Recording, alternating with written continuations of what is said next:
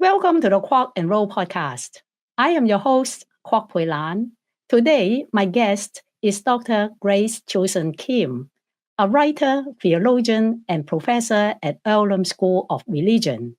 She is the host of Madant podcast, a conversation about Christianity, religion, and culture.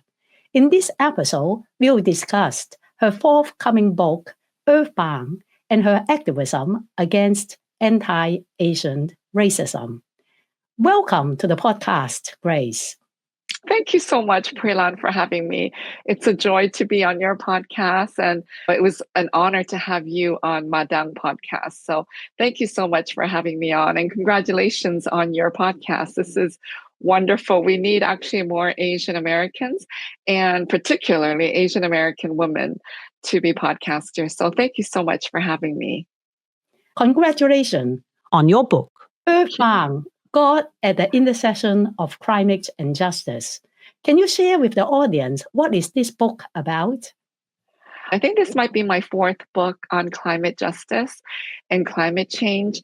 The other ones are Transformative Spirit of Love, Making Peace with the Earth, Planetary Solidarity, and then this one, Earthbound. So I've been working a lot on climate change, and I felt that I needed to write another book, and I think it's very timely. So the book covers some of the climate injustice that's happening, the climate crisis that we're facing and have been facing. This didn't happen just overnight, but over years. And so as people of faith, how are we going to tackle this huge problem? It's one of the biggest social injustice issues of our time.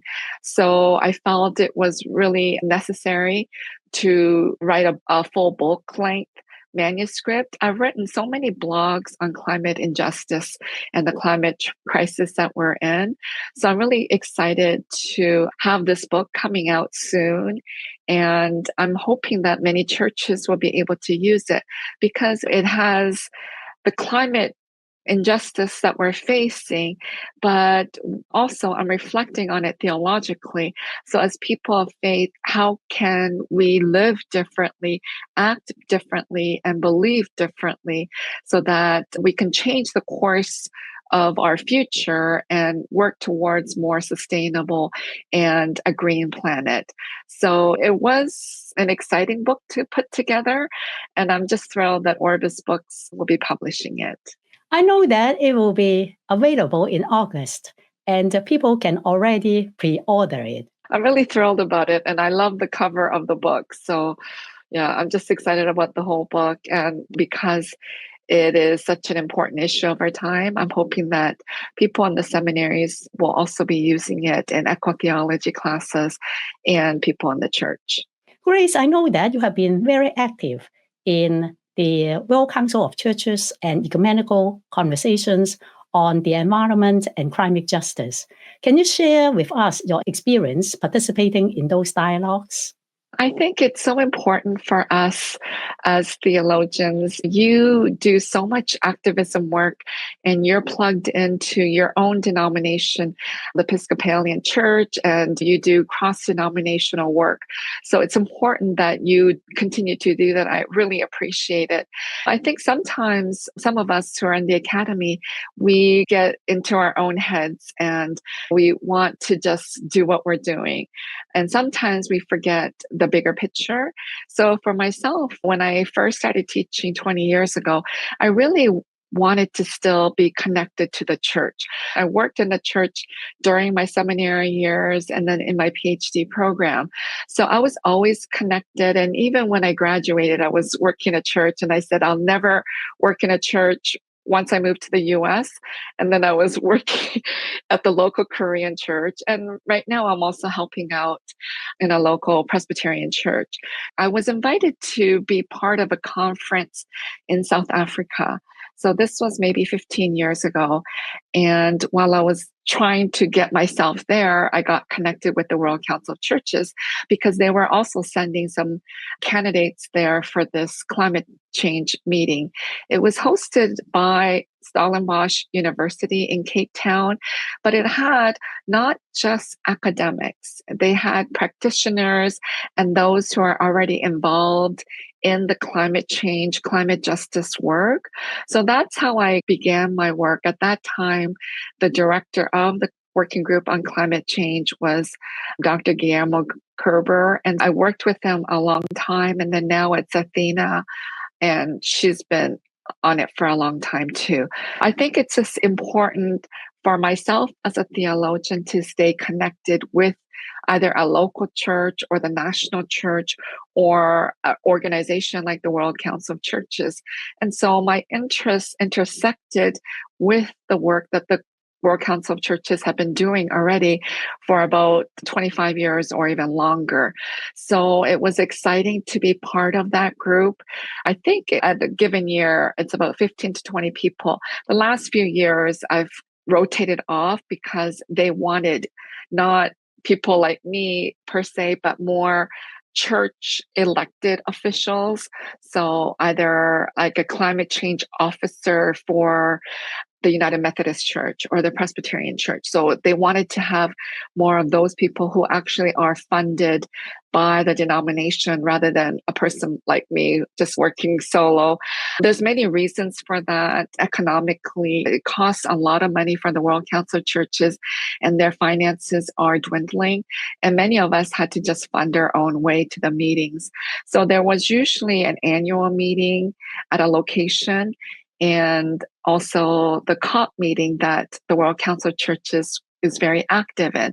COP is the United Nations meeting, and it usually meets in late November or early December every year, where all the country leaders come together to form agreements, either short-term and long-term agreements of what the country will accept and do. Most recently, there was the Paris Agreement, which was a good agreement for many of the rich countries to produce less carbon footprint into the global planet. But then we know that Trump famously pulled US out of that agreement. And there's a lot of other activities that happen at COP. And people in the church may wonder, why are the World Council of Churches or why are people of faith attending a political meeting? People of faith have huge influence upon politicians. We do a lot of demonstrations. There's side events that religious people hold, and it's not just Christians who attend. There are indigenous spiritual people. There's Buddhists who attend and Muslims. So it's all religious figures, and people feel the necessity to attend the COP meeting. So many of us have been going for a long time to the COP meetings to make political kind of push or to influence them, but also to bring back to the church what we really need to do to the denomination and also the local church. How can we fight this climate change that is happening right before our eyes? And I can tell you that American churches aren't doing a good job. I think the Asian churches are doing better and the European churches are doing better, but the American churches are really far behind because we live in plastic, we live in convenience, we live in a disposable culture where we just throw everything out. About 5 years ago, or maybe it was before the pandemic, there was a huge climate meeting in New York City. So there was a UN meeting there, and so many religious people also gathered in protest and also in meetings of how we can move forward. And I remember many of the European WCC delegates, we were in a hotel in Manhattan, and that hotel had breakfast. So it's one of those free breakfast hotels. And as you can imagine, it was all plastic plates, plastic forks, plastic cups, everything. And the Europeans were horrified because that's harder to see in Europe, where they will have dishes and you just wash them and use them rather than bags and bags of garbage after one breakfast meeting in a hotel. So there's a lot of activities. And from my time working with the World Council of Churches, I edited the volume Making Peace with the Earth. Their motto for a long time was making peace with the earth. I think as Christians, we're very familiar with making peace on earth. So Christ said, be peacemakers. But the World Council of Churches, who are really at the forefront of this climate change issue, is saying we can't have peace on earth until we have peace with the earth. And that means we really need to take care of the earth, live more sustainably, think about how we can lower the carbon footprint and reduce the pollution that we're creating into the world. So it's a wonderful group. And I'm just so thankful for the work that the World Council of Churches has been doing and continue to do. Thank you very much for your work on this and reminding churches and people in the United States to be concerned about the climate and also about sustainability. I interviewed you just several days after this record heat in the United States, in Boston, where I live. I cannot believe it was 102 on Wednesday. And I know that you are in the Philadelphia area, and it is so hot as well. If people do not believe in climate change, they better believe it now. 102 in Boston. Mm-hmm. Yeah, we had record-breaking heat wave. It was horrible. I had to endure it, and we moved the recording date when it's cooler.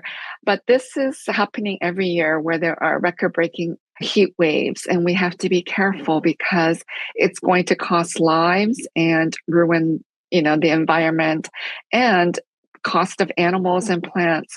So yes, scientists have been telling us for a long time, we cannot continue to deny what's happening. It has been happening. It is how are we going to move forward? And the book tackles that question. So I'm really excited about it. I know not everybody is interested in the climate, but we need more people on board to tackle this issue. From your Facebook page, I know that you were at Rome when Pope Leo XIV was elected, and you must be very excited listening to some speech outside of St. Peter's balcony. Tell us something about your visit to Rome. Oh, it's a once in a lifetime kind of chance that happened. So originally I was invited to speak in Assisi, Italy, and that was on climate change. It's a big ecumenical meeting, 100 people in person, and then there were 100 more online. So it was a group of priests and bishops and ministers, church leaders and professors and scholars who gathered together in Assisi. I think this was the third gathering where, cross denomination, it was supported also by the World Council of Churches and other ecumenical groups to really push for the season of creation. So that will be September 1st to October 4th, and have a liturgical creation kind of emphasis cross denomination, because we know that words matter and liturgies matter. So during that season of creation, we really want churches to focus on taking care of creation, that we are part of creation, and that is God's command. This is all working towards a more sustainable earth and to fight this climate injustice. So that was the meeting, and I spoke in that meeting, and I had planned to stay an extra few days in Rome. My original hope was that I would meet Pope Francis, not knowing that he was going to pass away Easter weekend. And then I just thought, okay, I know conclave, it will happen, but I didn't think it was going to happen during my time in Assisi. So it was really exciting to be part of that with my ecumenical friends around the globe, because we're not all Catholic, but it didn't matter whether we were Catholic or not, because the Pope has such a big impact on the other churches and the denominations. So it's really important that we do have a good Pope who will be tackling climate justice issues along with other social justice issues. So it's really exciting. And then I never expected them to pick a Pope during my time there. So when I got to Rome, the Pope was already elected. On Saturday, I actually went to the Basilica where Pope Francis was buried. And the priest that took me there, he had a card, so we didn't have to wait. And as we entered, he wanted to do a confessional, so he did it. And I just went on the line to go see the tomb. And as I was coming out, he was going back in. I said, I'll do it again. And he said, no. I waited for him. And then I said, let's do it again. And he didn't want to. And we left. And then about 30 minutes later, Pope Leo came into that basilica unannounced to pay his tributes to Pope Francis.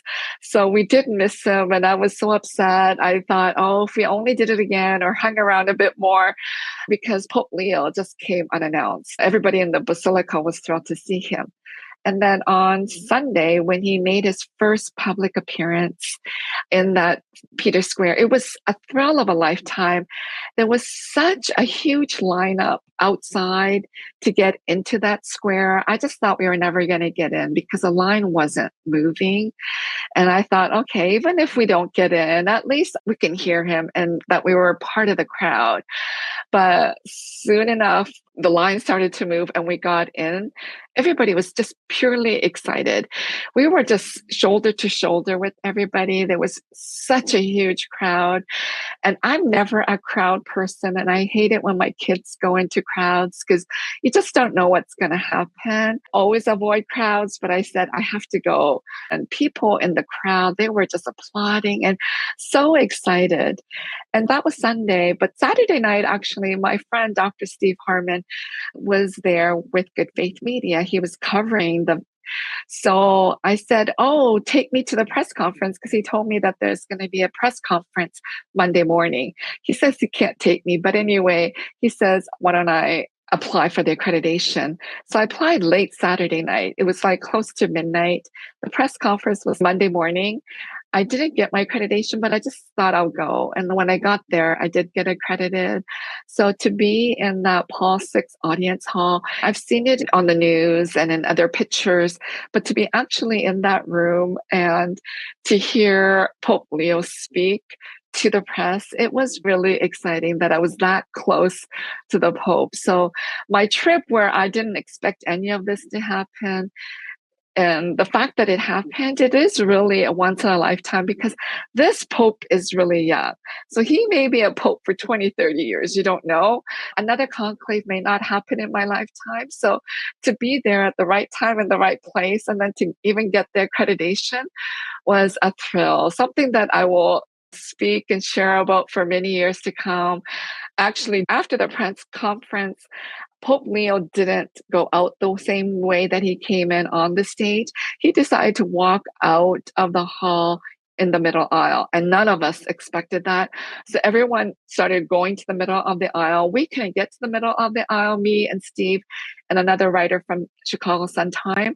So when we went to the back, we asked the cops, can we go through? They wouldn't let us.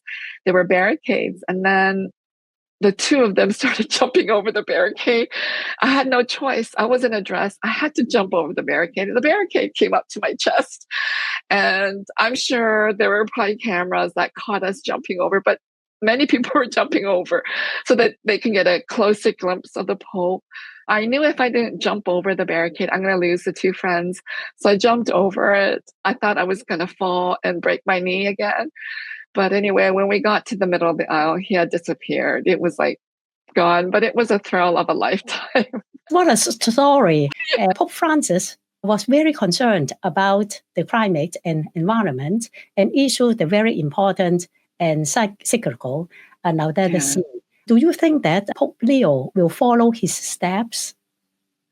We are very hopeful. Before the Assisi meeting, they thought that they might have to cancel the meeting because the Pope was just elected and we didn't know whether we should still hold the meeting. And then they decided they're going to go ahead with the meeting because Pope Francis had just appointed Pope Leo Cardinal when he was, well, Bishop Leo, I think a year and a half ago. So he was newly appointed, and much of his work really aligns with Pope Francis. So many of us are very hopeful. He's only been a pope for a couple of months. He can't tackle all the issues. There's so many things on his plate, but we're very hopeful that he will continue to do the work of Pope Francis and really tackle this climate change issue. COP is happening this December in Brazil, and my hope is that he may actually end up going. We don't know that he will attend, but in the past, we had royalty attend the COP meetings. Many vice presidents or presidents have attended COP meeting, and I believe Pope Francis went 1 year himself.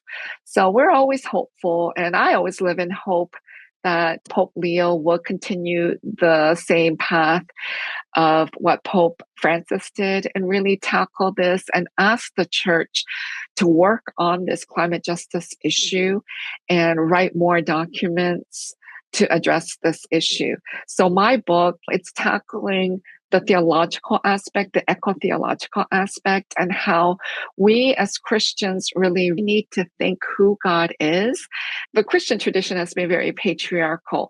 So they've always upheld a patriarchal God who is almighty, domineering, a king and a Lord and a savior, to more of a God caring and loving and taking care of us and taking care of the planet, leading us the way so that we ourselves as co-creators will also lead in the path of love and taking care of God's creation. So theology actually has a big impact on how we think and how we act and how we behave. And that includes how we act towards God's creation. Thank you very much for writing that book. I hope many Christians and also interested public will get hold of the book and benefit from it. You also published this book that talks about theology from an Asian American women's perspective. Can you share with us what this is about and how was it received?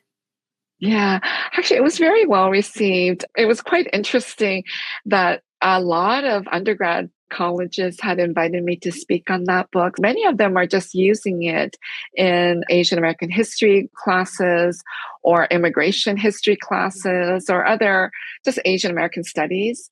But I wrote it as a lens so that it's not just a book for Asian Americans, but it's a lens to see how the world is. And so the book is called Invisible. So during my talks, many people will ask, why is it called Invisible? Asian Americans never ask because that is how our experience is as immigrants here in North America. We are made invisible in this society. So the book begins a biographical kind of story of my life and how Asian Americans, and particularly women, are made invisible. We are made invisible because our issues and our concerns are not taken seriously. One of those reasons is because racism here in the US is talked about in black and white terms. Asian Americans aren't black. If we cry racism or share our experiences of racism, many white people will say, well, that's not racism because you're not white. So that's been my experience. Every time I talk about racism in our society, in our churches, in our seminaries, that is a common response. You're not black, so it's not racism. So that's how we're made invisible. Our concerns are not shared or uplifted, and even our histories are not told or taught in our schools or in our seminaries. So many ways we are made invisible. Society doesn't want to tackle our issues or concerns. So at the end of the book, I do present a theology of visibility, which has been very helpful. And then I've used that theology of visibility in my other book, When God Became White. Because when I was writing Invisible, I didn't want it to be all negative, complaining about my life and complaining about Asian Americans, but that it becomes a lens for us to see the world. And when I look at the global world, I see the Palestinians who are made invisible. US doesn't want to recognize the pain and suffering of the Palestinians. So their issues are made invisible. And then when we think about the trans community, they are made invisible. So the book itself is shown it's as a lens to understand how different groups of people are made invisible, because Asian Americans aren't the only ones. And so, how then can we create a society where we uplift each other and make them visible and be part of the kingdom of God? And that's the theology of visibility. So it's been well received. I'm really excited because you've written so many books. You're always wondering, are people going to read it? Because you spent so much time writing the book. And when I was writing the book Invisible, one morning, I woke up and, as I usually do, just work in bed. My laptop just crashed on me. So I lost everything. And so I lost the book too. So it was a rewrite of the book that I was trying to write. A lot of tragedies happened. And so I didn't know whether the book will be received or not. But it's been well received. And I'm so glad that it's not Asian Americans that are just reading it, but a lot of white people are. And they're using it as a lens to understand how, even within their communities, some groups and people are made invisible. So I'm always excited when people read the book. You also started the Madan podcast. Can you share with the audience what this Madan word means and why you started the podcast and what you have learned in the process? Thank you so much for asking me about Madan. It's something I started about 2.5 years ago. I just thought I'll just start a podcast because I was invited to be on so many podcasts. And one of my friends, Trip Fuller, makes it look so easy. So that's how I began it. And then I realized how much work it is. I started it in March, I think 2023, but I had originally wanted to start it in the fall of 2022. And I had Googled a lot of podcast names to make sure that the name that I had chosen was not already used. And I had decided on a name. It was an English name. And then that was the fall that I became really ill. I was hospitalized and I wasn't doing anything. But in March, I was just talking to Diana Butler Bass, and she said, "Why don't you just start your podcast?" So that was March. And then I said, okay, why not? Because I was thinking of doing it, not knowing how hard it was. And I couldn't remember the name I had chosen because already 4 or 5 months had passed and I didn't write down the name on a piece of paper. I thought Diana Butler Bass said she'll come on next week. So I had to figure out a platform. I had to figure out a name. So after a full day of trying to figure out what am I going to call this, I just stumbled on Madang. So Madang means like a little courtyard in a traditional Korean house.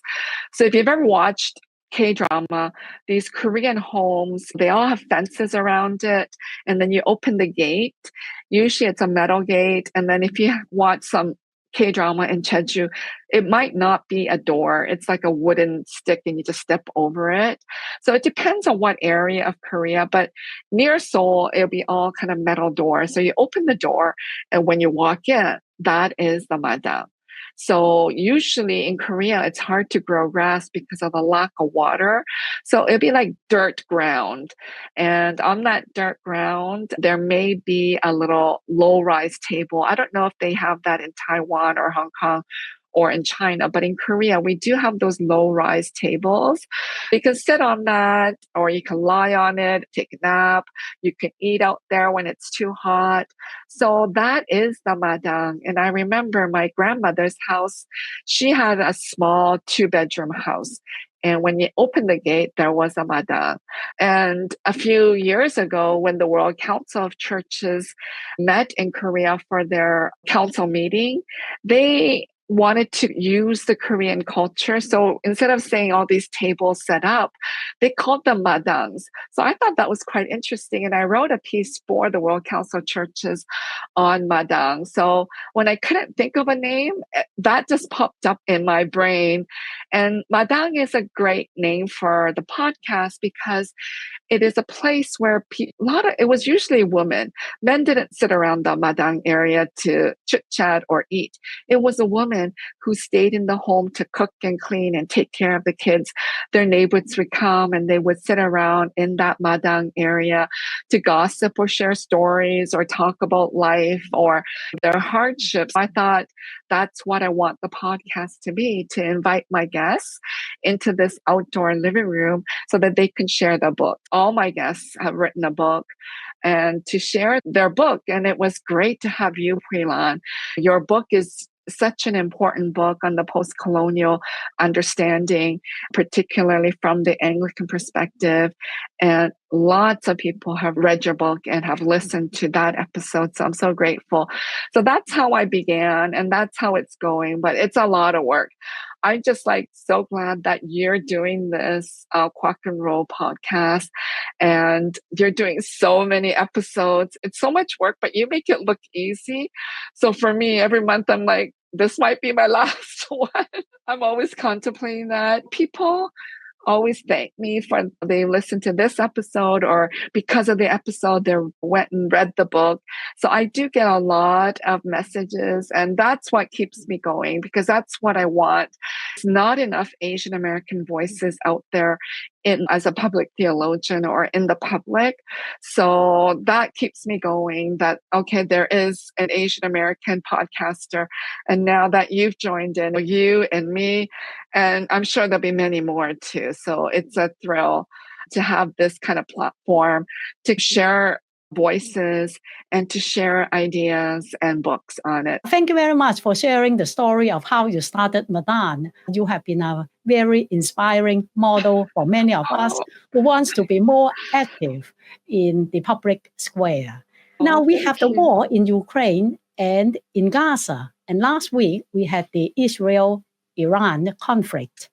What is your hope as a Christian minister and theologian? Christ said to be peacemakers, and we can't be part of causing pain, sorrow, death, and war.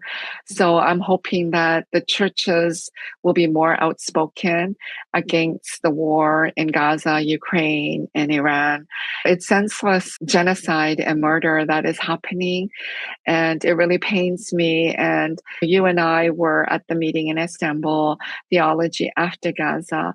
It's so much pain to see in our lifetime, and through social media to see it in real time. And many leaders are so silent. You and I have Palestinian friends here in the US and in Palestine and in other places.